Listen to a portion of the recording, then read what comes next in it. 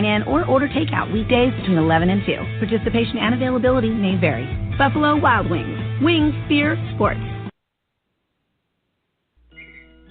It's double trouble, double the fun at African Safari Wildlife Park in Port Clinton, Ohio. See the largest antelope on Earth, the giant eland, and the ugliest creature on Earth, the African warthog. There's so much to see and do, including the Midwest's only drive-through safari. Feed the animals, see live educational shows, feel the excitement.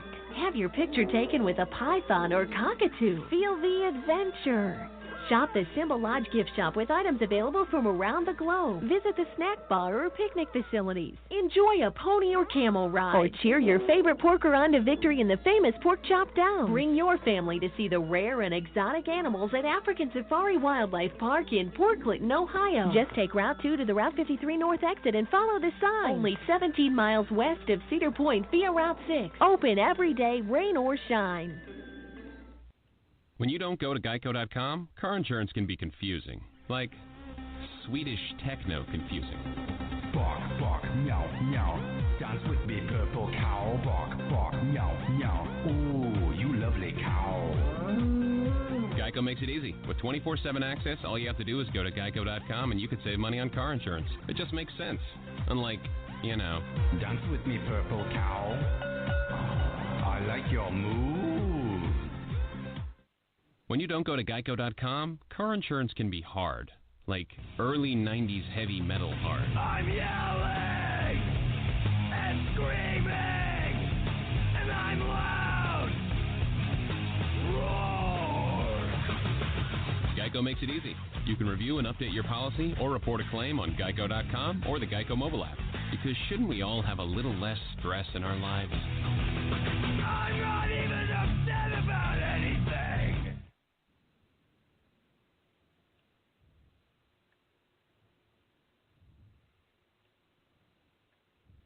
Tonight, I just wanna take you away. Throw your hands up in the sky. Let's make this party alright.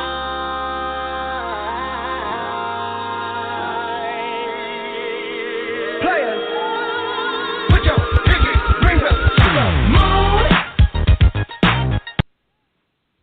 All right, welcome back to The Balance. My name is Tom-Marquis, El Presidente, and we're down to our final quarter of the show. Thank you to Matthew-Embury of Popular Open Wheel, breaking down the Indianapolis Grand Prix and the upcoming Indy 500. That's right, Indy Car is back, and it is the month of May. Talked NASCAR with Steve Wilson from Speedway Digest. In the last half hour or so, myself and executive producer Rick Riggins have been co-piloting the show, running things, talking with you a little bit about college basketball and certainly the impact that Romeo Langford had on Indiana University. Going to us now is the guy who is the king of all kingdoms, and that is Mo, the BS Sports Show. How are you, sir?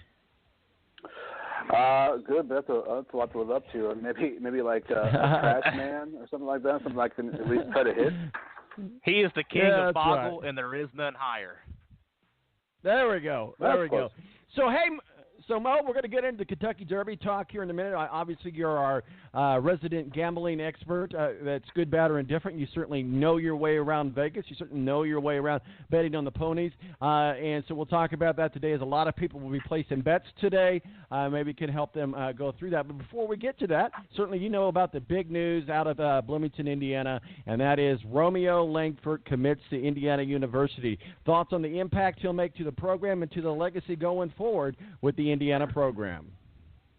Well, I mean, I think it's a big get for IU, obviously, to keep guys in state who are that good and five-star recruits is good for the program. Long term, it might help IU and Archie Miller bring in some other big-time recruits. But obviously, I mean, let's be honest, the likelihood is Romeo Langford's going to be at IU for a semester and a half. I mean, he's probably going to be a one-and-done if he lives up to the hype and how good he was in high school. Some guys, it takes them 2 years, but I really believe he's not going to be there long. But it's great for IU, great for the program. However, for Archie Miller now, I think one thing that it does is it definitely raises the expectations of this program by fans for next year. So it's great for Archie in the way that he got Romeo Langford and kept him in state, because I think there would have been some blowback had he not chose IU. But it also has raised the expectations for this team in Archie Miller's second year with the program.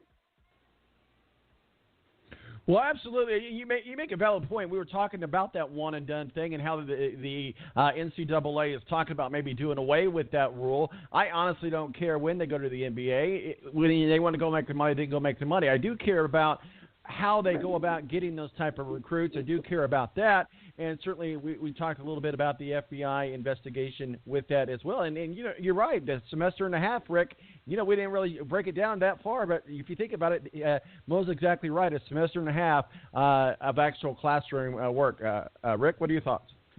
Yeah, it's just what I was saying last segment. It speaks more about Archie Miller and the state of IU basketball down the road, and not really so much about just this one season. It just makes it okay. It says it's okay to come here if you're a 5-star recruit to IU. And that just speaks to me more loudly, for the future of IU basketball than it does just for this one season. Mo, let's talk a little bit about the ponies. We got Kentucky Derby going on today. Get your mint juleps ready. Get your hats ready. Kentucky Derby, the Super Bowl of horse racing, a 2.5-minute race that takes 6 hours and some odd to lead up to the actual race. Certainly a lot of betting, a lot of things going on. But when you look at today's, we'll get to the betting part of it here in just a moment, but when you look at today's entrants and you look at the trainers and you look at the horses, break down the Kentucky Derby 2018 for us, sir. Well, I mean, a guy who's been in the winner's circle a lot, and Bob Baffert, who was not there last year, has got a horse that is the favorite in Justify. And for me, if you're looking, if you want the closest thing to a sure thing, obviously in betting, there is no sure thing, but Bob Baffert has done it almost more than anybody. So Bob Baffert trained horses have won a ton when it's come to this race. And Justify looks strong as well. It opened up at 3-1. Now it's a 7-2 favorite. Mendelssohn is looking to become the first European trained horse to win the Kentucky Derby. And then My Boy Jack, who was 30-1 this morning on the line, are right behind Justify now at 5-1. So, had you put your money on My Boy Jack earlier in the week at 30-1, and now that he's moved up, that might not be a terrible bet. And there's a lot of money to be made in these horse races. I've seen guys cash tickets upwards of $250,000, $300,000 on this race. I mean, that takes some big boy balls to bet that kind of money to win that, but it definitely is fun. Yeah, and so certainly we'll get into the betting part of it. Let's talk about Justify. Justify was clearly the favorite going in this week, if you will, but doesn't appear that that's the case anymore. Talk with us about some of the entries, if you will, sir. We've got I just had my list right up there. You made me drop it. I lost it. Oh, where'd it go? Okay. So we'll just kind of go through the entry list here that we've got here. Good Magic, it's kind of ranked number 6.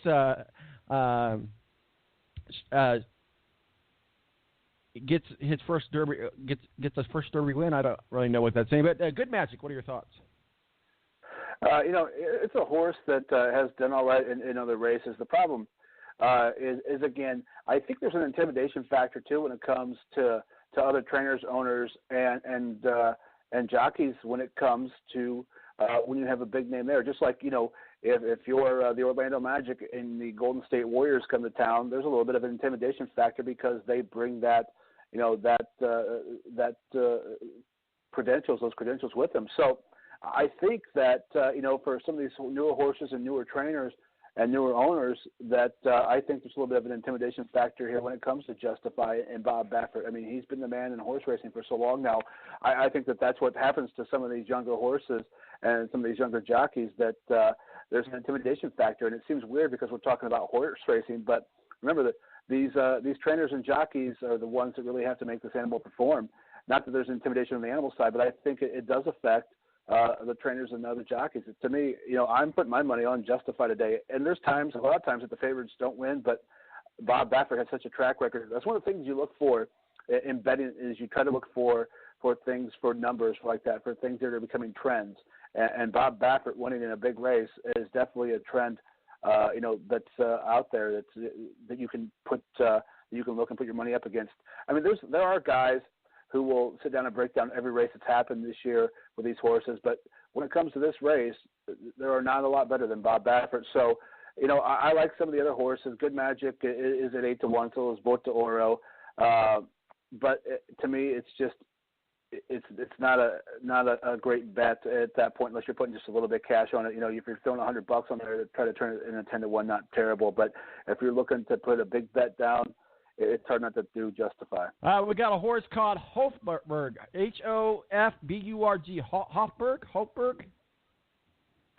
Yeah, that's one that horses.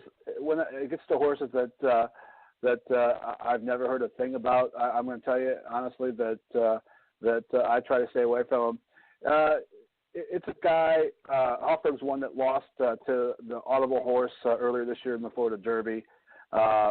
So for the pick, it's not a great horse that I'd put a lot of money on. He's already been defeated by some of these horses in this Derby.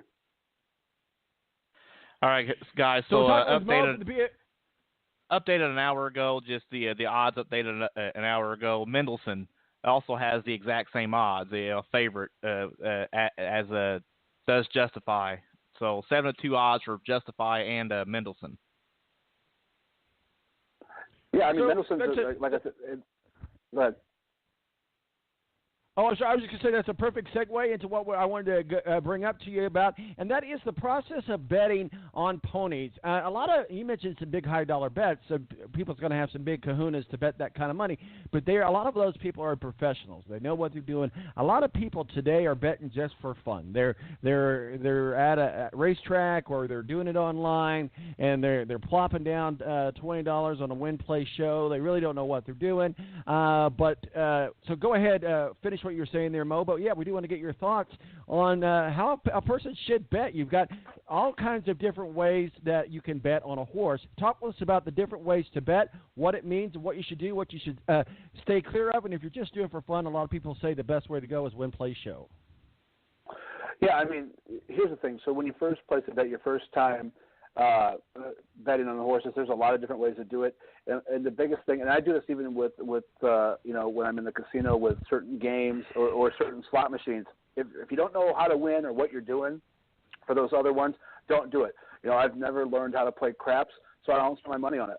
There's certain of those picture game slot machines. If I can't figure out how I win, I'm not putting my money on it. So it comes to the same thing when it comes to horse betting. If you don't know what an exacto is or a trifecta is, and you're looking to bet on that, then don't do that. Obviously, if you're doing on, when you're looking at your horse finishes first place, or your horse finishes first or second, show first, second, or third.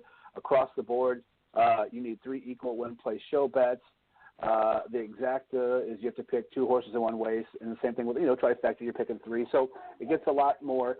So as you go down to those other types of bets, what you're doing is actually you're just lowering your odds of winning because so many different things have to happen. And you can combo some of those things. You can do it across the board with an exacta. There's so many different ways to do it. I would suggest that if this is your first time or you're not sure how they do it, do the easy ones. Do it, place on just the horse you think is going to win, or you can do a win-play show. But obviously that's going to cost you a little more cash. But do what makes sense to you and do what seems that you understand. If you don't understand how you can win your money back, don't spend your money. It just seems like a stupid thing to do. If you don't know how you're winning your money back, then don't spend your money. Absolutely. We're talking with Mo for the BS Sports Show. Rick, do you got anything else for Mo on the Kentucky Derby? And we're going to get into these NBA Finals and what's going on over there. Just an interesting tidbit, Scat Daddy, the horse that actually walked out of the paddock in 2015 and dropped dead right then and there in perfect health, is actually the sire to 4 horses in the race today. Oh, yeah, so, we don't have pretty cool. It's Magna Moon, Ben Russo, Audible, and Justify. So both favorites. Sons of Scat Daddy, the horse that dropped dead in the paddock at the Churchill Downs in 2015. Always, yeah. There's always good stories with these horses. I remember last year, Patchett, the one-eyed horse, didn't quite make it, but that was certainly a big storyline there. Mo, let's talk a little bit about, we'll start with the Cleveland Cavaliers. Toronto did what Toronto does, but I would think that Toronto was good enough to at least win a little bit with the Cavaliers. LeBron James just went in there and took care of business. Yeah, and it's crazy.